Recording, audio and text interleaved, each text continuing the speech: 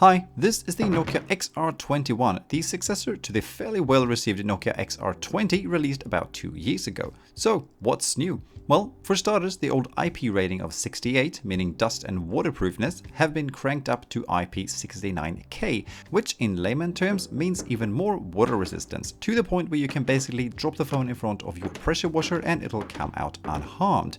And man, is this a durable phone. Nokia proclaimed it to be a kind of smartphone 3310, which is, well, in terms of holding togetherness, not far from the truth. At least it has not broken on me after intentionally dropping it everywhere over the course of a week just to freak people out. The overall look and feel of the phone reminds me of a normal smartphone with a mounted OtterBox case on top of it, something that is of course not the case. Instead, the phone is in itself very rugged with a ribbed back and edges, as well as a sturdy but not too hefty weight of 231 grams, making it rest nicely and firmly in the hand. Being a more durable phone, the screen is not made from your typical fragile glass, but instead has a little bit more plasticky feel to it. A great way to prevent cracks and a broken screen, but something that can also result in a few more smaller, fine scratches over time due to the soft material. Other than that, the screen, despite not being an OLED one, is actually pretty pleasant. The resolution of 1080 by 2400 pixels is perfectly sharp at 6.49 inches, and the refresh rate of up to 120Hz, also with the option to leave it at 60Hz, together with nice colors, makes for an overall pleasant user experience. The brightness of just over 500 nits is adequate for using the phone even outdoors. However, in direct sunlight the screen is definitely a little bit harder to see, but it's not that bad though. If I'm being super picky here, there are small, as in very small, hints of ghosting and blooming when scrolling, for example white text towards a black background. I usually hate ghosting and bloom with a passion, however the amount here is so small that I would actually still recommend the screen regardless.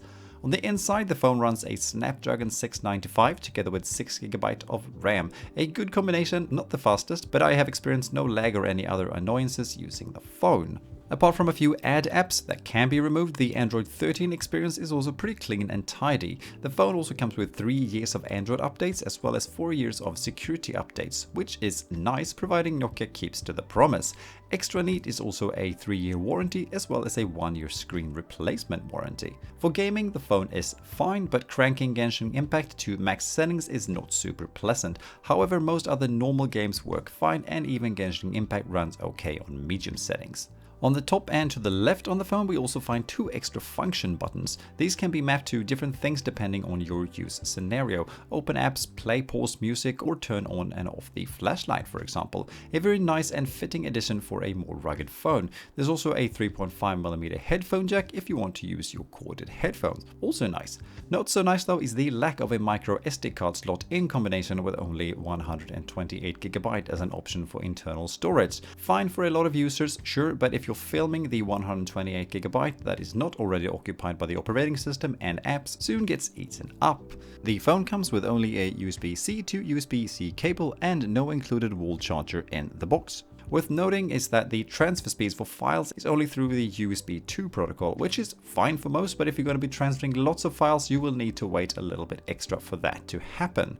Lastly, the camera experience is fine, but there are loads of better cameras in phones, both priced similarly and even towards the cheaper side. Both the 64MP main camera and the 8MP wide-angle one delivers pretty natural tone for both photos and videos, but the recorded material on the other hand lacks a bit of liveliness and color, and in darker conditions the result can be rather grainy at times. The 16MP front camera, however, is pretty decent for what it is. So to sum it up, when comparing the Nokia XR21 to other similarly priced phones, there's definitely better alternatives out there in basically every aspect. However, if you want a rugged phone that can be dropped without breaking and also holds up fairly well in the overall smartphone competition, I'd say the Nokia XR21 is actually one of the better phones to get before ending up in the whole swamp of Ulefone and cat builder phones. So if that's the type of use case you're looking for, go for it. But do consider if the amount of storage is enough and what kind of camera quality you're actually looking for before buying. And that is about that. Thank you for watching. Please share any thoughts or questions in the comments below and I'll do my best to answer them. Have a nice day.